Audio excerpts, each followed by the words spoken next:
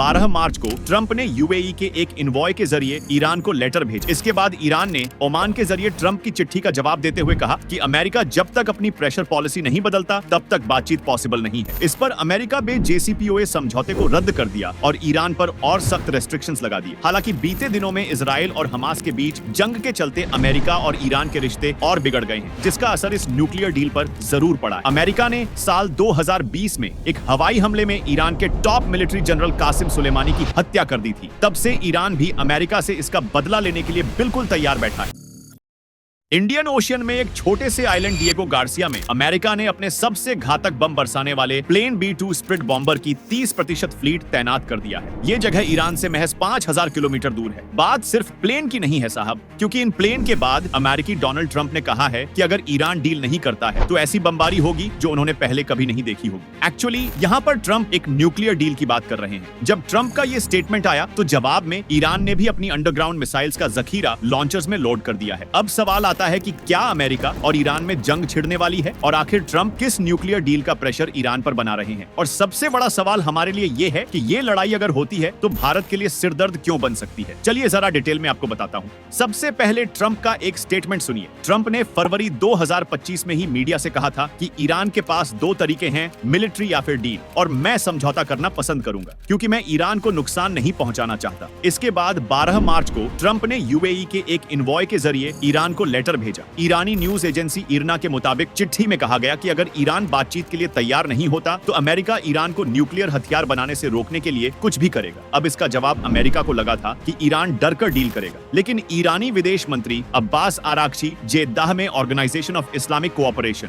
यानी OIC की बैठक के बाद कहा, हम अमेरिका के साथ कोई बातचीत नहीं करेंगे, मीन डील करने के लिए क्लियर मना कर दिया। इसके बाद ईरान ने ओमान के जरिए ट्रंप की चिट्ठी का जवाब देते हुए कहा कि अमेरिका जब तक अपनी प्रेशर पॉलिसी नहीं बदलता तब तक बातचीत पॉसिबल नहीं है। इसके बाद 30 मार्च को इस पर ट्रंप की धमकी भरा बयान आता है। उन्होंने अमेरिकी न्यूज चैनल NBC न्यूज से कहा, हमारे ऑफिसर्स ईरानी ऑफिसर्स से बात कर रहे हैं। अगर ईरान अमेरिका के साथ न्यूक्लियर डील नहीं करता है तो उस पर बमबारी की जाएगी और एक्स्ट्रा टैरिफ लगाए जाएंगे। ट्रंप का बमबारी वाला बयान आने के सिर्फ एक दिन पहले यानी 29 मार्च को प्लैनेट लैब्स ने कुछ सैटेलाइट्स इमेज पब्लिक भी की थी। इसमें दिखाया गया था साहब की इंडियन ओशियन में ब्रिटेन के अधिकार वाले इलाके डिएगो गार्सिया में कम से कम 4 B-2 स्प्रिट बॉम्बर प्लेन तैनात किए गए हैं। डिएगो गार्सिया ईरान की राजधानी तेहरान से 5267 किलोमीटर की दूरी पर बना अमेरिकी बेस है। ईरान पर हमले के लिए अमेरिका ने यहीं से प्लान बनाया है। डिएगो गार्सिया बेस पर 4 B-2 स्प्रिट बॉम्बर्स प्लेन, हवा में फ्यूल भरने वाले 7 KC-135 स्ट्रैटो टैंकर प्लेन और 3 बड़े कार्गो शिप C-17 ग्लोबमास्टर तैनात है। वहीं अगर बात की जाए तो ईरान की फतेह 110 और शहाब 3 जैसी बैलिस्टिक मिसाइल्स की रेंज 2000 किमी तक है। यह कतर, बहरैन और सऊदी अरब के अमेरिकी बेसों पर हमला कर सकती है, लेकिन डिएगो गार्सिया इनकी पहुंच से बहुत दूर है। जबकि ईरान के लगभग सभी शहर B-2 बॉम्बर्स की रेंज में हैं, क्योंकि ये 628 माइल पर आवर की रफ्तार से 11000 माइल तक की दूरी कवर कर सकता है। इन्हें ईरान को रूस से मिले S-300 एयर डिफेंस सिस्टम की मदद से भी रडार पर पकड़ना मुश्किल होता है। इसमें 18000 किलो विस्फोटक की क्षमता के साथ करीब 13000 किलो का GBU-57 मैसिव ऑर्डिनेंस पेनिट्रेटर भी मौजूद है। इसे बनकर बस्टर बम कहा जाता है, जो विस्फोटक से पहले टारगेट पर 200 फीट गहरा गड्ढा कर देता है। अमेरिका ईरान की अंडरग्राउंड मिसाइल्स और न्यूक्लियर प्लांट्स को तबाह करना चाहता है। इससे पहले अमेरिका ने यमन में हूथी रेबल्स के ठिकानों पर B-2 बॉम्बर से कई बार बमबारी की है।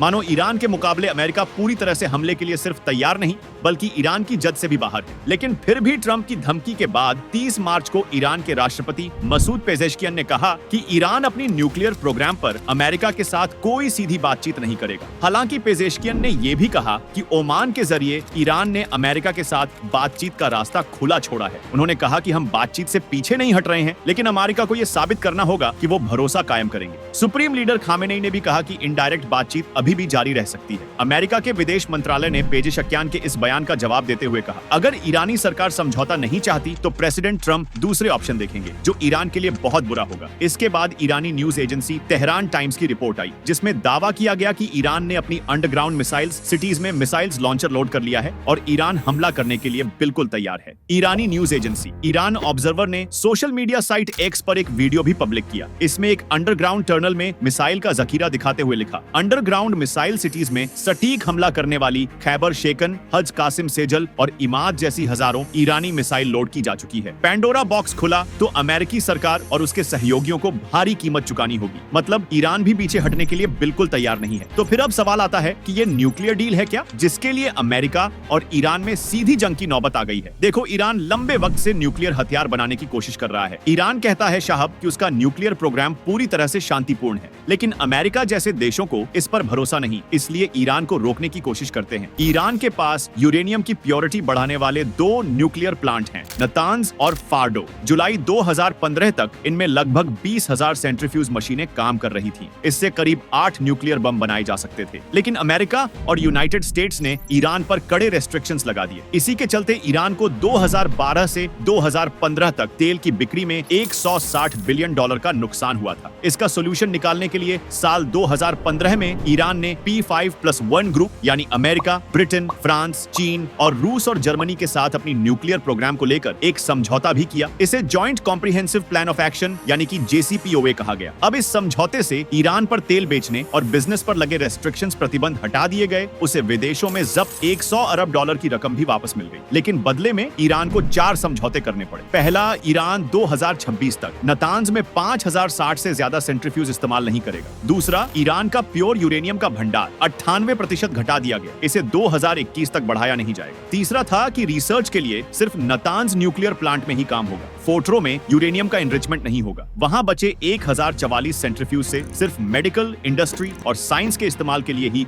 यूरेनियम का एनरिचमेंट होगा। आसान भाषा में आपको कहूं तो न्यूक्लियर हथियार बनाने के लिए यूरेनियम तैयार नहीं किया जाएगा। चौथा और आखिरी समझौते में ईरान के अराक शहर में लग रहे प्लूटोनियम के रिएक्टर पर भी 2021 तक के लिए रोक लगा दी गई, जिसका इस्तेमाल न्यूक्लियर हथियार बनाने में हो सकता था। हालांकि समझौते के बावजूद गुपचुप तरीके से यूरेनियम का भंडार इकट्ठा करना जारी रखा। इस पर अमेरिका ने JCPOA समझौते को रद्द कर दिया और ईरान पर और सख्त रेस्ट्रिक्शंस लगा दिए। पर जब इतने रेस्ट्रिक्शंस लगा ही रखे हैं, तो फिर अब ट्रंप ईरान से क्या चाहते हैं? वहीं 2018 में ट्रंप ने JCPOA समझौते को रद्द करके 2019 में और सख्त रेस्ट्रिक्शंस लगा दिए। रिपोर्ट्स के मुताबिक नवंबर 2021 तक ईरान ने प्रतिबंधों के तहत मिली मंजूरी से कहीं ज्यादा करीब 17.7 किलो एनरिच्ड यूरेनियम का रिजर्व जमा कर लिया था। ये यूरेनियम 60% तक प्योर था, जो कि बम बनाने के लिए जरूरी प्योरिटी से थोड़ा ही कम था। बॉर्डरों में भी न्यूक्लियर एक्टिविटी शुरू कर दी गई थी। मंजूरी से कहीं ज्यादा और एडवांस सेंट्रीफ्यूज लगाकर बम के लिए जरूरी प्योर यूरेनियम बनाना शुरू कर दिया। और इन रिस्ट्रिक्शंस के तहत इंटरनेशनल एटॉमिक एनर्जी एजेंसी यानी IAEA के इंस्पेक्टर्स को ईरान के न्यूक्लियर प्लांट की निगरानी करनी थी और ईरान ने एजेंसी को घुसने से ही रोक दिया। जैसी JCPOA के समझौते के दोबारा से लागू करने के लिए मई 2021 में दोबारा से ईरान और अमेरिका में बातचीत शुरू हुई थी। तब बाइडेन अमेरिका के राष्ट्रपति थे। हालांकि इसका कोई खास नतीजा नहीं निकला। इसके बाद दिसंबर 2024 में IAEA के डायरेक्टर जनरल राफेल क्रॉसी ने कहा कि ये कोई सीक्रेट नहीं है कि ईरान के नेता न्यूक्लियर हथियार डेवलप करना चाहते हैं। क्रॉसी की रिपोर्ट के मुताबिक ईरान फोर्डो न्यूक्लियर प्लांट में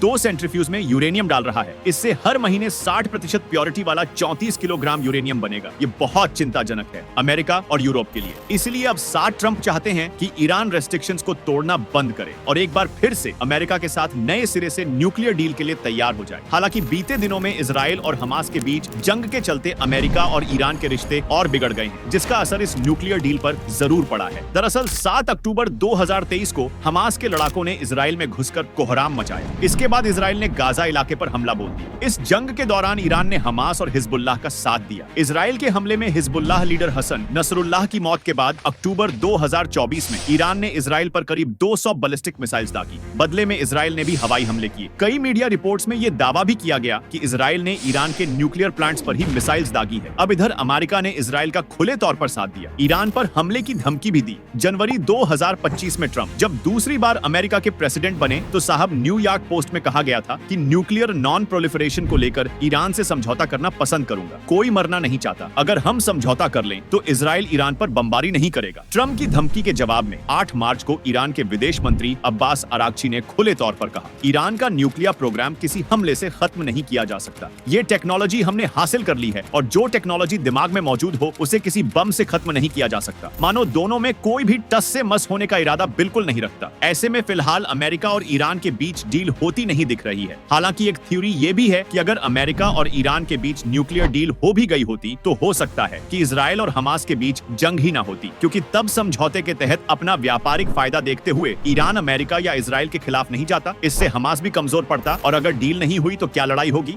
देखिए, एक्सपर्ट के मुताबिक आने वाले कुछ दिनों में अमेरिका और ईरान में जंग छिड़ने की पूरी पॉसिबिलिटीज है। दरअसल अमेरिका और ईरान की जंग से इजराइल को फायदा है। ट्रंप की सरकार में इस्लामिक कट्टरवाद के खिलाफ और यहूदियों को सपोर्ट करने वाली लॉ भी है। वो ईरान पर हमला करने के सपोर्ट में है। अमेरिका भी खाड़ी के इलाकों के सुन्नी देशों जैसे कि कतर, ओमान और सऊदी अरब को ताकत देना चाहता है और इस इलाके में ईरान को कमजोर करना चाहता है। अमेरिका ने साल 2020 में एक हवाई हमले में ईरान के top military general Qasem Soleimani की हत्या कर दी थी। तब से ईरान भी अमेरिका से इसका बदला लेने के लिए बिल्कुल तैयार बैठा है। ऐसे में लड़ाई को नकारा नहीं जा सकता। पर अगर ईरान और अमेरिका में जंग होती है तो भारत का सिर दर्द कैसे बढ़ सकता है? अब एक्सपर्ट्स के मुताबिक अमेरिका और ईरान के बीच जंग होने से भारत के लिए 4 तरह की दिक्कतें होंगी। सबसे पहला तो ट्रेड में रुकावट। ईरान के साउथ ईस्टर्न हिस्से में ओमान की खाड़ी के किनारे भारत ने 4000 करोड़ रुपए से ज्यादा की लागत से चाबहार पोर्ट डेवलप किया था। International north south transport corridor यानी कि INSTC भारत, ईरान, रूस और यूरोप के बीच व्यापारिक रास्ता है। भारत चाहता है साहब की चाबहार प्रोजेक्ट INSTC में शामिल कर लिया जाए। जंग के चलते अमेरिका ईरान पर ट्रेडिंग रिस्ट्रिक्शंस लगाएगा। इससे भारत का ये पूरा प्रोजेक्ट इफेक्ट होगा। इंडियन माइग्रेंट्स पर असर। सऊदी अरब और UAE जैसे खाड़ी के देशों में करीब 85 लाख भारतीय काम करते हैं, जो कि करीब 6 लाख करोड़ रुपए की फॉरेन करेंसी इंडिया भेजते हैं।